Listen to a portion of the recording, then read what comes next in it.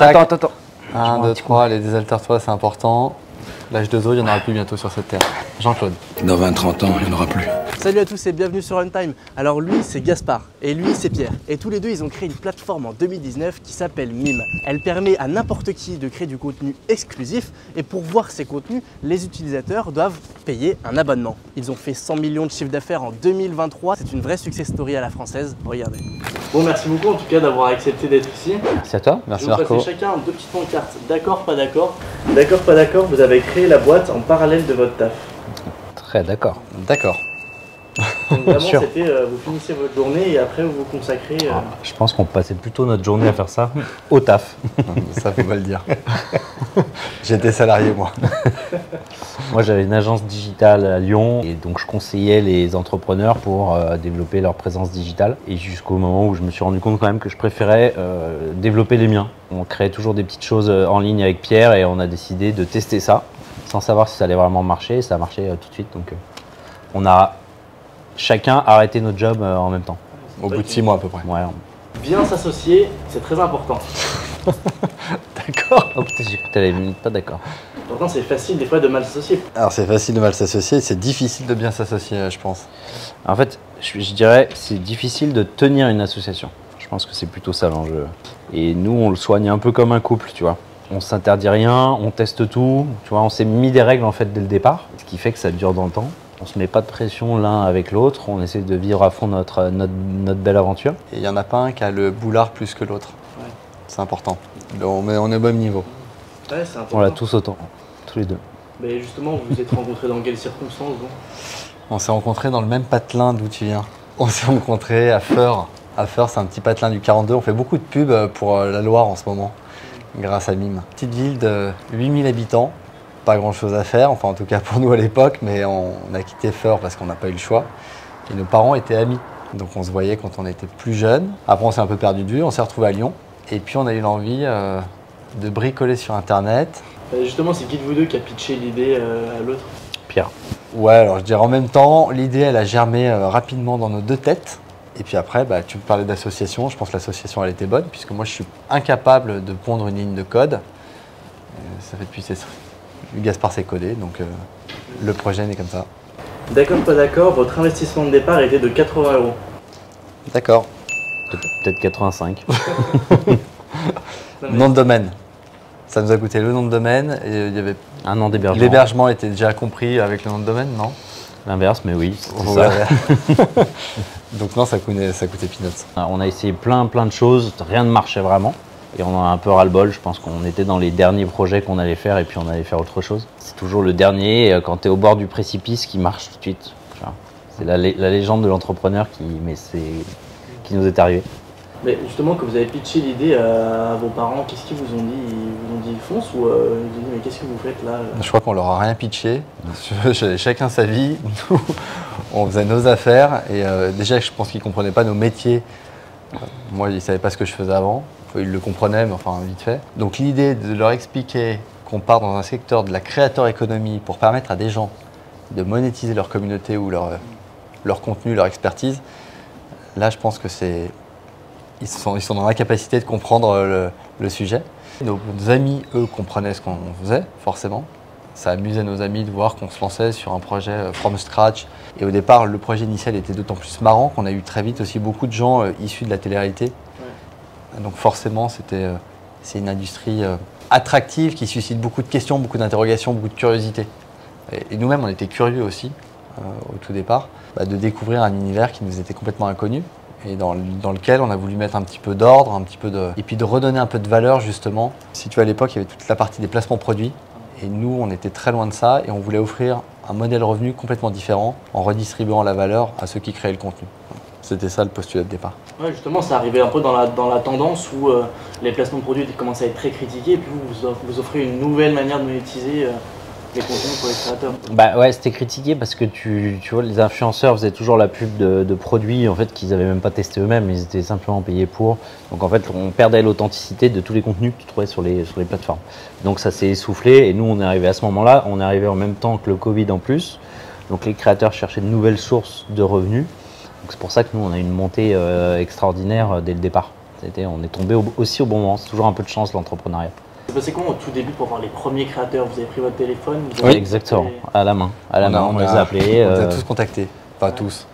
On a fait beaucoup de copier-coller sur Instagram, on a fait beaucoup de DM, quelques mailings, et puis un programme d'affiliation qui a très bien fonctionné. Donc l'idée, c'était de dire, vous connaissez des talents, vous connaissez des influenceurs, des créateurs, faites-les venir sur la plateforme et vous toucherez à vie 10% de leurs revenus. La promesse a été ultra forte. Du coup, on avait plein d'ambassadeurs qui dissillaient la bonne parole et en tout cas qui voulaient être le parrain ou la marraine d'un créateur. Donc ça veut dire que ceux qui ont commencé il y a 2 ans à avoir leur lien d'affiliation, finalement aujourd'hui ils continuent à avoir des revenus récurrents si les gens sont abonnés. T'en as qui gagnent très très bien effectivement leur vie. C'était un peu notre armée de commerciaux, tu vois. On a commencé à 2, on est resté 2 pendant 3 ans pour te faire l'histoire, puisque tout était externalisé, toutes nos équipes étaient en externe. On voulait garder une liberté de ne pas manager au départ. Justement, pourquoi à un moment vous faites, il me semble, 3 millions d'euros de chiffre d'affaires en 2019, 30 millions en 2020, et à ce moment-là, vous êtes que 2? 2. Et l'année suivante, 60, on était encore 2. Ah ouais. Et on a commencé à recruter fin de cette année-là, quand on a eu de mauvaises expériences avec certains partenaires, où on s'est dit on va passer, là il faut qu'on passe un seuil en réalité où on va plus pouvoir gérer à 2. Donc il faut qu'on se professionnalise sur tous nos sujets et qu'on transforme notre boîte de start-up en scale-up. Et pour ça, il faut avoir effectivement une maîtrise notamment de son produit en interne. Donc on a internalisé chaque département petit à petit. On est encore en train de le faire. Et donc on est passé de 2, donc c'était fin 2022, à 52 aujourd'hui, fin 2021, pardon, 52 fin 2023 aujourd'hui. D'accord, pas d'accord, il y a eu des obstacles auxquels vous avez dû faire face. Attends, alors là... Parce que là, si on écoute l'histoire, ça paraît tout simple. T'as mis pas d'accord. Hein. Il y a eu des obstacles? Oui, il y a eu des obstacles, pardon, d'accord. Oui, il y a eu beaucoup d'obstacles. Ouais, énormément. Un peut-être ou... Bon, il y en a plein, il y a des obstacles.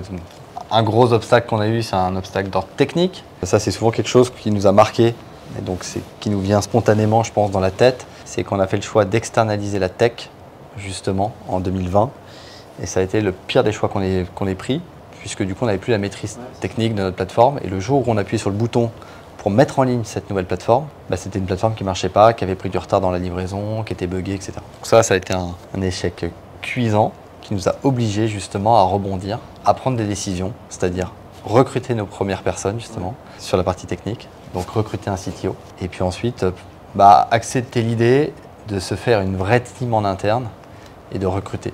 Et donc ça a été aussi un gros challenge pour nous, c'est de se dire, ok, à partir de maintenant, on internalise tout et on se fait une vraie boîte avec 10, 20, 30, 40, 50 salariés. Aujourd'hui, on est 50. Et tous ces salariés, justement, composent les différents départements qu'on externalisait avant.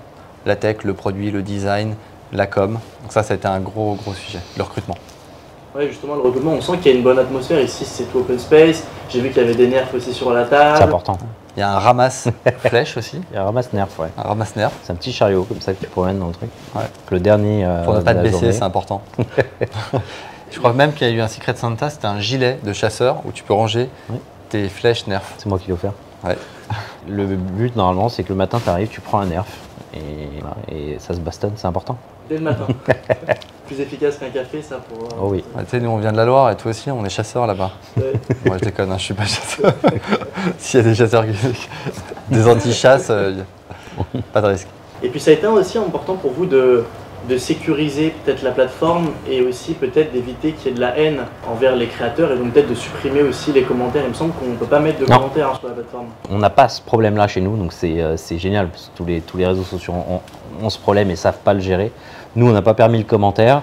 Les utilisateurs ne peuvent pas se parler entre eux, uniquement un utilisateur avec un créateur de contenu. Ouais, donc ça, c'est possible. En France, il y en a qui gagnent plus de 100 000 € par mois grâce à Mime. Ah oui, d'accord. Presque plus de 200 même. Ah ouais, il y en a, c'est vraiment des... Ouais, bien En sûr. fait, tu n'as pas de limite au travers et de l'abonnement et ce qu'on appelle le pay-per-view. Je pense que tu peux consommer du pay-per-view sur des plateformes de stream classiques. C'est l'équivalent de la VOD, le pay-per-view, pour expliquer. Ouais. Et tu retrouves ça aussi sur Mime. Tu peux débloquer à la demande un contenu, mais au préalable, il faut être abonné. Donc, si tu veux, le créateur, il vit grâce à 2 engagements.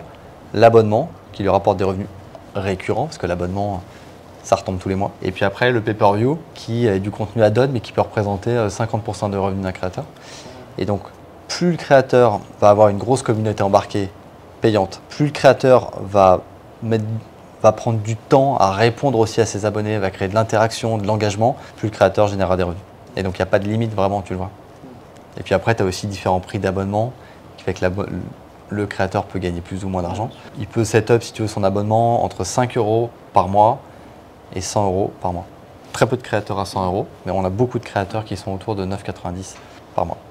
Est-ce que vous pouvez donner un peu des exemples concrets pour ceux qui ne voient pas trop de type de profil qui veulent exprimer leur talent et qui du coup l'exploitent grâce à Mime et gagnent de l'argent avec? Tu as dit le bon mot. Nous, notre promesse, c'est de dire si tu as un talent, tu vas pouvoir gagner tes premiers euros, tes revenus, des premiers revenus récurrents chez nous. Typiquement, un coach sportif va faire des cours de sport chez nous. Toi, tu vas t'abonner parce que tu veux suivre des cours de sport pour 10 € par mois. Et tu vas pouvoir demander des cours personnalisés aux créateurs dans ce qu'on appelle le pay-per-view, le deuxième niveau chez nous. Ça peut être ça, ça peut être de l'astro, ça peut être un être gros marché qui va être lancé chez nous. L'astro, vous avez dit? Oui. Ouais. Astrologie, voyance, numérologie, ça c'est un gros secteur qu'on va expérimenter à partir du mois de janvier. C'est une niche qui est énorme aujourd'hui et dont on a vraiment l'ambition de la structurer et d'apporter une vraie solution technique justement à ce marché-là. À la fois côté utilisateur et aussi de l'autre côté astrologue. DJ Snake est l'un de vos premiers investisseurs. Est-ce que vous êtes d'accord? Alors oui. On est d'accord, t'as plus ton petit... Si, je suis d'accord. Là, le constat qu'on avait fait avec lui, on l'avait rencontré, c'était de voir les petits DJ, les petits artistes avoir des difficultés à gagner ces fameux premiers euros. Et ce qu'il a bien aimé chez Mime, c'est cette capacité justement, quand t'es pas connu, etc., de pouvoir commencer, et c'est le plus dur dans ce monde artistique, gagner ses premiers euros qui feront après effet boule de neige. Donc il a aimé ça, on a essayé de travailler avec lui sur ces sujets-là. À date, la musique a été mise un petit peu de côté sur notre stratégie 2024 pour se concentrer sur les quelques marchés qu'on vient d'évoquer là. Et on y croit pour les années suivantes. Oui, carrément. Et en plus, il y a plein de trucs imaginés avec la musique. C'est-à-dire que les gens qui font des concerts, des énormes concerts et qui veulent justement, les gens qui ont pu prendre leur place, qui vont pouvoir le regarder avec la plateforme. Ça... Il y a plein de choses à imaginer. Ouais.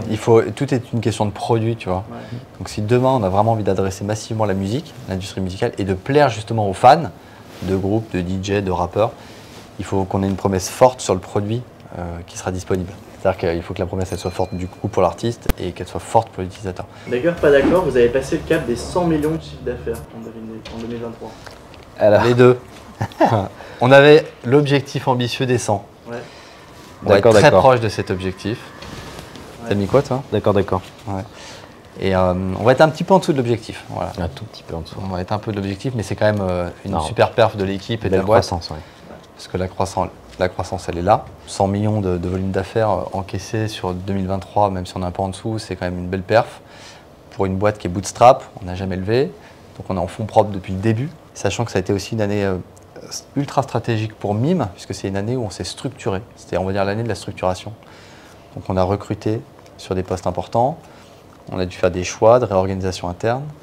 On a dû faire aussi des choix stratégiques sur quelles sont les verticales à adresser sur la fin d'année et sur 2024. Et donc voilà, c'était une année clé, mais du coup on a un objectif encore plus ambitieux sur l'année prochaine. Et quel pays aussi, quel marché géographique à adresser. Donc là on a mis en place toute la strat, si tu veux, toute l'orga, et on est prêt là, dès que notre équipe revient de vacances en janvier, pour appuyer sur l'accélérateur, c'est parti. Est-ce qu'il y a une personnalité que vous rêveriez d'avoir sur la plateforme? Un acteur ou un artiste? Donc là c'est le moment de faire un appel d'offres si jamais vous... Toi tu m'as dit les musclés, toi ouais. Non, moi j'ai à répondre simplement, en fait la masse de nos créateurs de contenu ce sont des petits créateurs. Ouais. Donc moi j'ai pas de rêve d'une énorme personnalité. Sur ce qu'on voit c'est que les petits créateurs, les petites communautés, c'est eux qui vraiment sont les plus actifs chez nous. Ouais. Donc qu'on continue comme ça, c'est plutôt ça mon rêve. Après on n'est pas fermé, peut-être que demain la plateforme aidera les associations justement à se faire connaître et à encaisser aussi des revenus tout en partageant une actualité forte auprès de leurs donateurs. Donc on peut imaginer le milieu associatif qui investit la plateforme demain. C'est marrant, on nous pose parfois la question sur l'univers politique. Aujourd'hui, c'est pas d'actu. Et puis il y a des vraies contraintes, on va dire, déontologiques, et puis par rapport aux hommes et aux femmes politiques. Et pourquoi pas, peut-être que demain, le soutien à un homme politique peut se faire sur une plateforme comme ça. Donc tu peux appartenir à un parti, tu peux être encarté parce que tu donnes, et de manière en plus récurrente, en t'abonnant, à un parti ou à un homme politique sur ce type de plateforme. Tu peux imaginer plein de choses au final. Avec un projet comme MIM, c'est ça qui est intéressant, c'est que les verticales de créateurs de contenu, elles sont illimitées. Donc on a encore plein de choses à faire. Ça vous dites pas on a fait le tour et tout, non, Ah non. en fait, vous dites On a rien qu'il y a tellement fait. de choses à imaginer, à créer encore. On n'a pas encore attaqué des nouveaux marchés en réalité. On a fait que du naturel depuis 4-5 ans, et presque uniquement en France. Donc là, on a tout à faire en fait. C'est que le début. Et il nous manque une chose, c'est une app qui soit une app référente sur le store. On y travaille. Donc normalement, voilà, l'année prochaine, il y aura une app qui sera disponible. Et ça, c'est le gros enjeu aussi de l'année prochaine. Ok, bah super, merci à vous deux. Merci à toi. Merci Marco. Royal.